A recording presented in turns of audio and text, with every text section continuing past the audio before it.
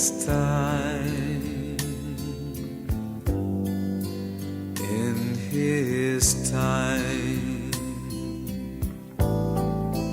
He makes all things beautiful. Dzina la Atate ndi la Mwana ndi la Mzimu Woyera. Amen.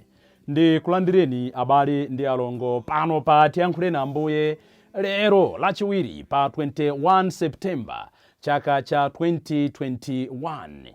Mu mpingo wathu Ekereziya mayi wathu lero timakondwerera moyo wa Mateyu oyera mpostoli. Mawu a Uthenga Wabwino ndi monga adalembera Mateyu oyera mutu wa 9 ndi 9 kulekeza 13. Tiyeni abale ndi alongo tisinkhesinkhe limodzi. Ambuye akhale nanu.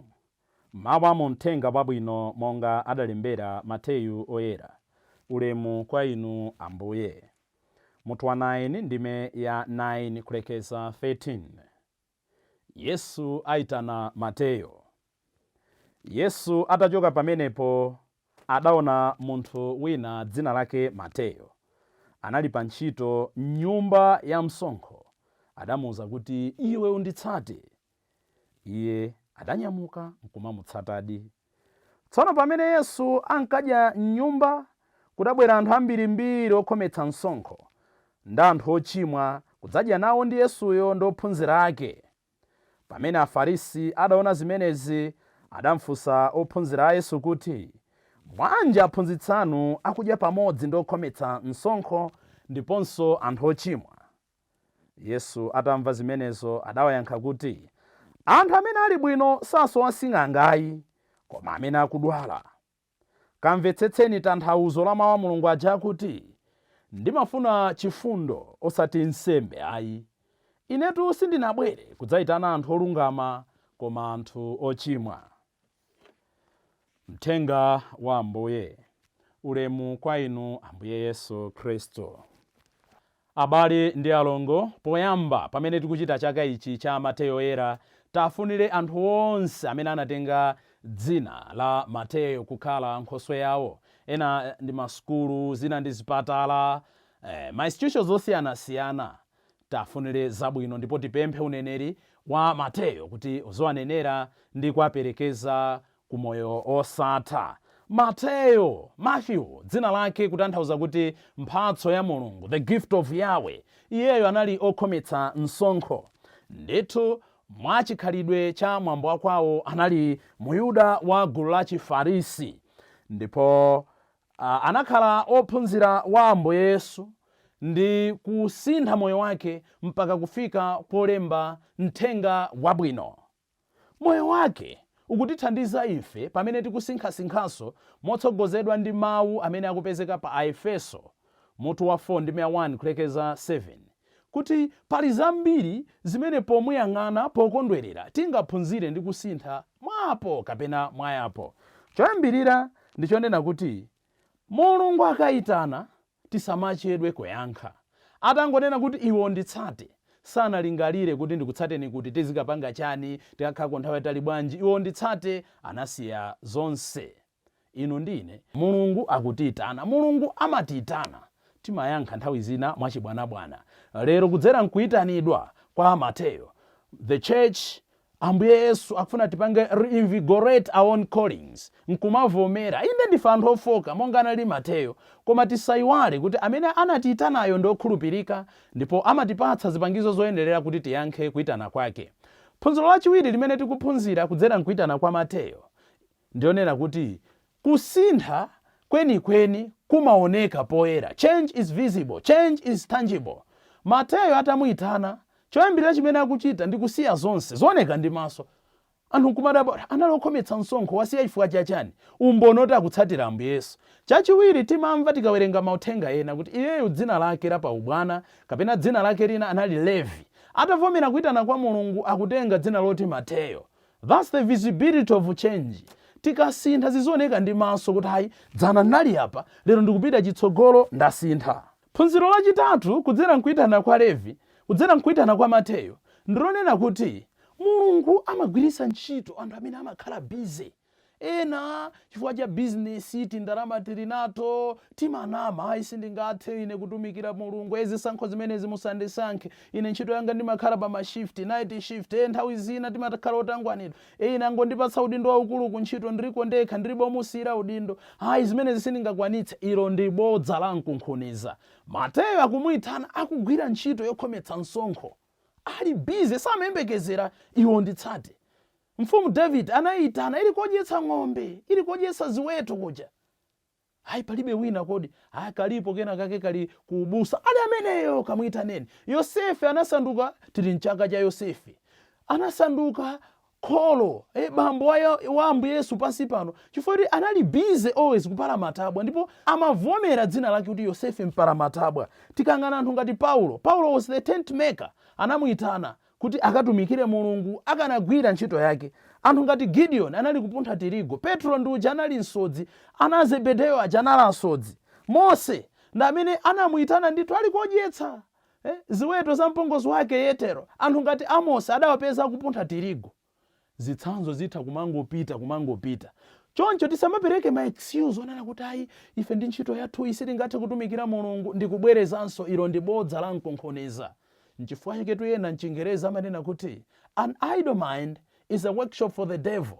Pamene tingokhala basi manja lende amatero pachichewa, Satana ndi chapafupi kuti atigwiritse ntchito. Anthu amene amakhala bize na anthu amene amatumikira bwino ngakhale mpingo wa Ambuye, tivomere kuyitana kwa Mulungu monga anachitira Mateyo. Phunziro lachinayi limene tikuphunzira ndi kuyitanidwa kwa Mateyo ndionena kuti Ambuye Yesu pa Chingerezi, God transforms our skills. Amasintha maskill maluso amene tili nawo kuti tiagwiritse ntchito kuti ampindulire iye mwini ndi mpingo wake ndi anthu ake. Mateyo anali ndi skill yotolera msonkho, chimene amadziwa iye ndi balancing, kuona maleja, kuona kuti kodi uyu akushota ndani. Mulungu akugwiritsa ntchito kulemba komweko kuti kukhale kokomera mpingo wake. Nchifukwa timanena kuti nthenga monga adalembera Mateyo oyera, anatenga luso lomwelo Mulungu nkulipanga perfect, nkutipindulira ife tonse. Ndipo kenaka tikuona kuti atavomera kuyitana kwa Mulungu, immediately anapanga phwando ku nyumba kwake, kwayitana Ambuye Yesu ndi ophunzira ake omwe. Mkumano ndi Ambuye Yesu, union with Christ, must open in us a behavioral positivity towards others. Mateyo akanangoti kuti Ambuye Yesu ndakumana naye basi bwerani ku nyumba ophunzira anu ndababa, ayi akuwayitana akuwakonzera phwando ndi ophunzira ake omwe. We should open to others. Ena timaganiza kuti chifukwa ndife oyera ndikuti tingokhala oyera tokha basi poti Mulungu ali nafe, enawo tilibe nawo ntchito. Ayi, we should be open to others. Phunziro lina limene tingaone ndi chaka ichi cha Mateyo nchonena kuti radical transformation is possible. Pamene Ambuye Yesu anati unditsate, follow me, pompo anamtsata. Siyekhayo ayi, achina Petro aja mmene anali kuyenda mphepete mwa nyanja akuwapeza, inu come and follow me, akuwatsata pompo. Ambiri timaganiza kuti tikumva china chake kuperewera mmoyo mwathu, tikumva kuyitanidwa, koma timapereka kayi ma excuse ambirimbiri. Aya inde poti anena ndifuna ntasiya mowa, ndozindikira kuti mowa ndoyipa, nde mnyumba mwanga muli kayi mabotolo 7, ndibamwa kayi ameneyo ndikamaliza nde ndisiya mowa. Ayi chibwezi chimenechi ndifuna kuthetsa, koma ndikabweze kayi shati, ayi nantengera charger yake ndikambwezereko. Ayi, radical transformation is possible. Ukamva china chake, here and now change. Tikadikira kuti tipange procrastinate kuti ayi ndisintha mawa ndisintha nkuja, you never know if you have tomorrow. Mukumbukire mwana olowera uja atangomva china chake ananena kuti ndinyamuka, ndipo ananyamuka pompo. Ambiri tikuchedwa ndi procrastination, ndibapanga izi ndibatseka apa. Ayi, kenaka tikuona kuti don't mind what others are saying about you. Anthu amatikambira zambiri, anthu adzatisinjirira, anthu adzatifunira zoyipa. Tikamva china chake kuti Mulungu akuyankhula nafe, don't mind zimene ena akamba. Amene akadya bwanji kunyumba kwa munthu okhometsa msonkho, zitheka bwanji amene yuyu, Ambuye Yesu zikhala bwanji, iwenso bwanji wayitanitsa Ambuye Yesu. Iyeyo chimene anamva mu mtima mwake anachikwaniritsa, sanalabadire zimene ena akukamba za iye. Kenaka tikuona kuti maphunziro awiri omalizira ndi moyo kwa kuyitanidwa kwa Mateyo ndionena kuti Christ is the ultimate price of our life. Anali nazo zambiri pa standard yake. Ukhala bwana governor kwathu kuno ikananena kuti ndekuti wachikulire otolera msonkho, commissioner general, anali nazo ndithu kandi magalimotowa kandi zimene tingatenge ndi ma standards athu anthu amaudindo otero. Mateyo anali nazo, koma mukuona kuti ankava kenaka yake kuperewera mkati mwake. Titooneka ngati tili nazo, koma we should know that Christ is the ultimate price of our life. Tikapeza Ambuye Yesu timakhala ndi mtendere, timamwetulira, timakhala omasuka. Ndipo potsirizira tikuona kuti moyo makamaka moyo wauzimu, even any other life, it's a relay race. It doesn't matter kuti unayamba ndi kugwa, it doesn't matter kuti unayamba kukhala number 7, as long as pokamaliza wamaliza bwino. That's the most important thing. Waenda kose ku Mateyo akuzuza anthu, akubera anthu, akuchita katangale, akunyoza opemphera, koma kumapeto atamva china chake mu mtima mwake akutembenuka. Ambuye Yesu sakuyang'ana kale lake, sakuchedwa nkuti iwe dzanoma nditukwana, iwe dzanoma bera anthu. Lero ndikadya ku nyumba kwako. Zingakhale zokoma lero, mawu omwewa atamveka kwa ife. Lero ndikadya ku nyumba kwako. Ambuye Yesu ali nafe kale, kwangotsala ifeyo kusukusula ndi kumuona kuti ali nafe motani. Tipempha Ambuye lero kuti kuyitanidwa kwa Mateyo kukhale kuyitanidwa kwathu komwe. Abale ndi alongo, ndikufunireni tsiku lopambana ndipo osatopa pochita zabwino. M'dzina la Atate ndi la Mwana ndi la Mzimu Woyera. Amen. My life to you I bring. May each song I have to sing